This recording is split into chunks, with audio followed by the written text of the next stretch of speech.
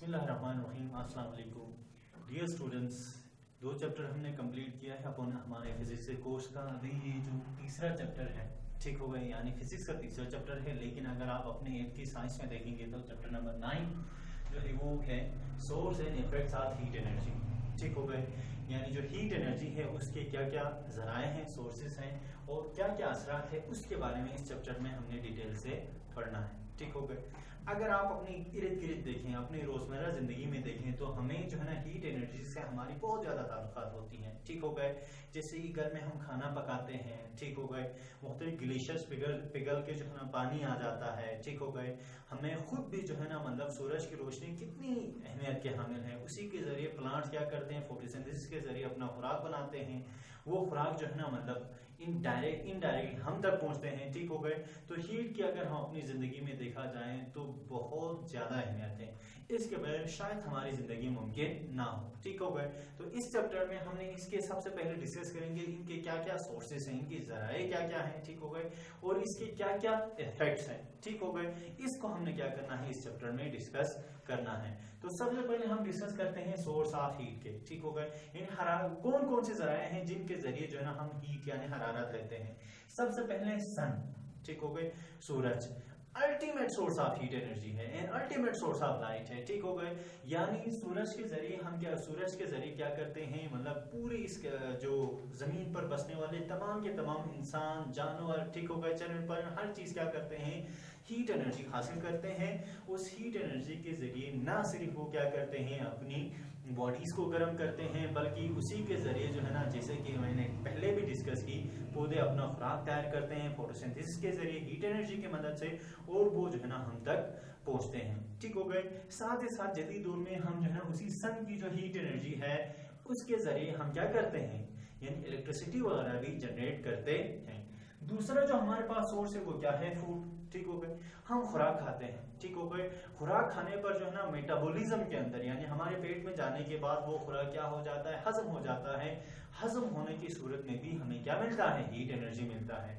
तो खुराक भी जो है यानी फूड भी क्या है, एक बहुत ही इंपॉर्टेंट जो है ना सोर्स ऑफ क्या है, हीट एनर्जी है। किसके लिए, हमारी बॉडी के लिए, ठीक। और तीसरा जो आपके पास सोर्स है वो क्या है, burning of wood, coal, etc, ठीक हो गए। हम अपने घरों को जो है ना खुसूसन सर्दियों में गर्म रखने के लिए या खाना पकाने के लिए हम मुख्तलिफ किस्म की चीजों को जलाते हैं। जैसे कि कहीं हम लकड़ियां जलाते हैं, कहीं हम कोयला जलाते हैं, कहीं हम गैस जलाते हैं, ठीक हो गए। जलाकर हम क्या करते हैं, हीट एनर्जी हासिल करते हैं और इसी के जरिए हम अपने खाना वगैरह पकाते भी हैं, ठीक हो गए। ये तीसरा हो गए। और चौथा जो आपके पास heat energy source of heat energy आती है वो क्या है, इलेक्ट्रिसिटी। बिजली भी क्या है हमारे लिए एक सोर्स है, किस चीज का, हीट एनर्जी का। जैसे कि हम घरों में क्या करते हैं, अमूमन हीटर वगैरह जलाते हैं ताकि हम अपने रूम को, अपने घर को, अपने कमरों को गर्म रख सकें। हम राट वगैरह इस्तेमाल करते हैं पानी वगैरह को गर्म करने के लिए, और साथ ही साथ ओवन वगैरह में हम मुख्तलिफ चीजों को पकाते हैं, ठीक हो गए।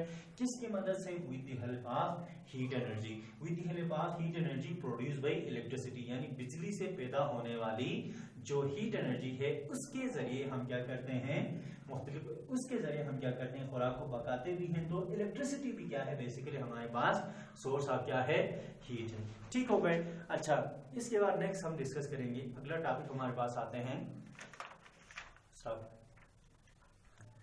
अच्छा डियर स्टूडेंट, इससे पहले हमने सोर्स ऑफ हीट के बारे में थोड़ी सी गुफ्तगू की, ठीक हो गया। आप अपने इर्द गिर्द जो है ना सोर्स ऑफ हीट के बारे में आप देख सकते हैं, ठीक हो, इसके बारे में जरूर सोचिए, ठीक है। नेक्स्ट जो टॉपिक आता है वो हमारे पास आता है इफेक्ट्स ऑफ हीट, ठीक हो गए। यानी जो हीट है उसके क्या क्या इफेक्ट्स हैं, ठीक हो गए, हरारत के क्या क्या असरात हैं।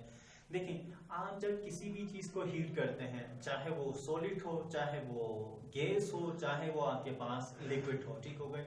जब भी आप किसी चीज को हीट करते हैं, हरारत देते हैं, तो फिर वो क्या हो जाता है, एक्सपेंड हो जाता है। और जब आप किसी चीज को कूल करते हैं यानी ठंडा करते हैं, ठीक हो गए, तो उस वक्त क्या होते हैं, कंट्रैक्ट होते हैं। क्यों होती हैं, बुनियादी तौर पर हमें पता है जो आपके पास सॉलिड हो, गैस हो या लिक्विड हो, वो जो है ना एटम्स और मॉलिक्यूल पर मुश्तमिल होता है। जब आप हीट और वो जो है हमेशा वाइब्रेटरी मोशन में होते हैं, ठीक हो गए, यानी टू एंड फ्रो मोशन करते हैं।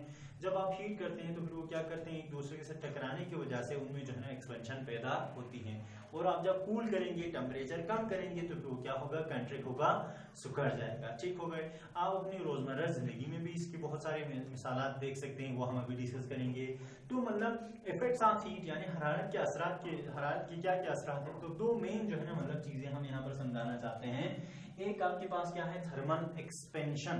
थर्मल एक्सपेंशन हम किसे कहते हैं, थर्मल, याद रखिएगा हमेशा थर्मल, ये लफ्ज थर्म जहां पर आपको मिलते हैं ये हीट को कहते हैं। ठीक हो, हीट याद रखें, हाँ ये चीज। अब थर्मल एक्सपेंशन हम किसे कहते हैं, expansion of material object on heating. किसी भी चीज को हीट करने के बाद, उसको हरारत देने के बाद उसके अंदर आने वाली एक्सपेंशन को हम क्या कहते हैं, इसका थर्मल एक्सपेंशन, उसे हम क्या कहेंगे, थर्मल एक्सपेंशन कहेंगे। किसी भी चीज को हीट अप करने के बाद, हरारत देने के बाद वो जब एक्सपेंड होता है, ठीक हो गए, उसकी साइज में इजाफा होता है, उसकी वैल्यू में इजाफा होता है, उस प्रोसेस को हम किस चीज से जाने जाते हैं, थर्मल एक्सपेंशन से जाना जाता है। नेक्स्ट आते हैं थर्मल कंट्रैक्शन। लेकिन अभी हमने कहा कि हीट देने पर वो एक्सपेंड हो जाता है, फैल जाता है, लेकिन अगर हम क्या कर लें, उनके टेम्परेचर को कम कर लें, उनमें से हीट एक्सट्रैक्ट कर लें, यानी उन्हीं में से हीट हम निकाल लें, ठीक हो, टेम्परेचर कम करें, तो क्या होगा, यानी उसे हम क्या कहेंगे, थर्मल कंट्रैक्शन कहेंगे। थर्मल कंट्रैक्शन क्या है, contraction of material object, contraction of material यानी किसी भी ऑब्जेक्ट का सिकुड़ जाना, ठीक हो गए, upon cooling is called thermal contraction, यानी कूल होने की यानी ठंडा करने की वजह से किसी भी चीज को, ठीक हो गए, किसी भी टेम्परेचर को, किसी भी चीज के टेम्परेचर को कम करने की वजह से, ठीक हो गए, उसका जो है ना कंट्रैक्ट हो जाना, सुकड़ जाना, उस अमल को हम क्या कहते हैं, थर्मल कंट्रैक्शन कहते हैं। अच्छा डियर स्टूडेंट्स, अब नेक्स्ट जो हमारे थर्मल एक्सपेंशन और थर्मल कंट्रैक्शन के बारे में पढ़ा हमने, अब हम पढ़ेंगे thermal expansion and contraction of solid. जो सॉलिड है हमारे पास, सॉलिड के अंदर किस तरह से थर्मल एक्सपेंशन होंगे और किस तरह से थर्मल कंट्रैक्शन, ठीक हो गए। जैसे कि हमें पहले से ही मालूम है कि सॉलिड में जो मॉलिक्यूल होते हैं वो एक दूसरे के साथ क्या होते हैं, स्ट्रांगली बॉन्डेड होते हैं, और उनके अंदर जो मोशन होते हैं वो सिर्फ और सिर्फ क्या होते हैं, वाइब्रेटरी मोशन होती हैं। यानी जो सॉलिड के अंदर मौजूद जो मॉलिक्यूल है वो एक दूसरे के साथ क्या करते रहते हैं, वाइब्रेटरी मोशन के जरिए यानी एक दूसरे के साथ टकराते रहते हैं, ठीक हो गए। अब टकराने पर जब आप बाहर से किसी सॉलिड को हीट दे देंगे, हरारत दे देंगे, ठीक हो गए, हरारत देने पर क्या होगा, वो जो मॉलिक्यूल्स हैं या एटम्स हैं उनकी वाइब्रेटरी मोशन क्या हो जाएगी, तेज हो जाएगी, यानी वो बहुत तेजी के साथ वाइब्रेटरी मोशन करने लगेंगे, एक दूसरे के साथ टकराने लगेंगे। टकराने की वजह से क्या होगा, वो एक दूसरे से मतलब शिफ्ट हो जाएंगे, यानी एक दूसरे थोड़ी थोड़ी दूर हो जाएंगे। नतीजे में क्या होगा, उस सॉलिड के अंदर जो है ना वो एक्सपेंशन पैदा होती है। सिमिलरली अगर आप उसमें थर्मल कंट्रैक्शन करना चाहें तो आप क्या कर लें, उस सॉलिड की टेम्परेचर को कम कर दें। जैसे जैसे आप टेम्परेचर को कम करेंगे, ठीक हो गए, सॉलिड जो है ना एक दूसरे की क्या होंगे, ज्यादा करीब आएंगे। ज्यादा करीब आने पर क्या होगा, वो जो सॉलिड है उसके अंदर जो है ना थर्मल कंट्रैक्शन पैदा होगा, ठीक है। अब the motion of particle in solid is vibratory only, यानी जो पार्टिकल की जो मोशन है सॉलिड के अंदर वो क्या है, सिर्फ और सिर्फ वाइब्रेटरी है। When solid are heated, जब कभी भी आप किसी भी सॉलिड मटेरियल को हीट करेंगे, हरारत देंगे, the vibratory motion of their particle become fast, जो वाइब्रेटरी मोशन है पार्टिकल का वो क्या हो जाएंगे, तेज हो जाएंगे। This result into expansion of solid, जिसकी वजह से उस सॉलिड के अंदर क्या पैदा होगा, एक्सपेंशन पैदा होगा, ठीक है। अब similarly when solid are cooled, जब क्या करेंगे, आप किसी भी सॉलिड को कूल करेंगे यानी उसको ठंडा करेंगे, टेम्परेचर को कम करेंगे, सॉलिड कंट्रैक्ट, सॉलिड क्या हो जाता है, कंट्रैक्ट हो जाता है, सुकड़ जाता है। डिग्री ऑफ एक्सपेंशन, सॉलिड क्या होगा, सुकड़ जाएगा, उसे हम क्या कहते हैं, थर्मल कंट्रैक्शन कहते हैं।